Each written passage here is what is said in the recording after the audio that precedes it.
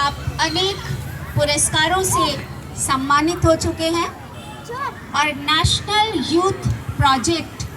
आप चलाते हैं।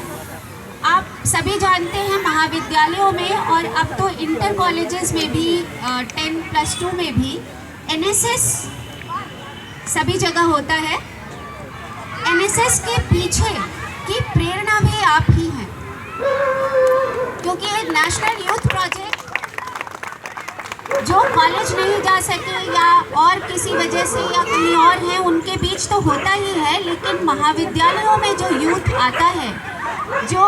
शिक्षित कहा जाता है, उस शिक्षित को दीक्षित कैसे बनाया जाए, इसकी बड़ी आवश्यकता थी। क्योंकि कई बार शिक्षा लेकर हमारा दिमाग जो है वो हिल जाता है। तो जो ये शिक्षित व्यक्ति है,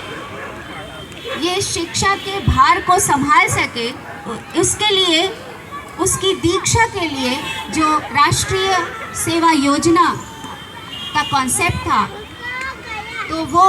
आरंभ हुआ। नेशनल यूथ प्रोजेक्ट उसके पीछे था। और आपके देश विदेश में, जैसा बातचीत के रेफरेंस में भी आया, कि आपके शिविर होते रहे हैं और हमारा सौभाग्य है, लक्ष्मीबाई महाविद्यालय का सौभाग्य है कि आप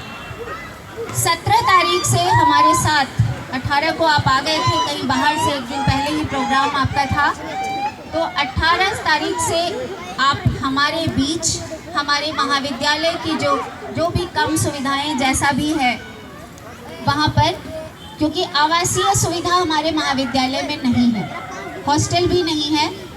तो ऐसे में आवासीय शिविर का आयोजन अगर हम कर रहे हैं तो कितनी मुश्किलों से कर रहे होंगे, आप समझ सकते हैं। और ऐसे में ही गेस्ट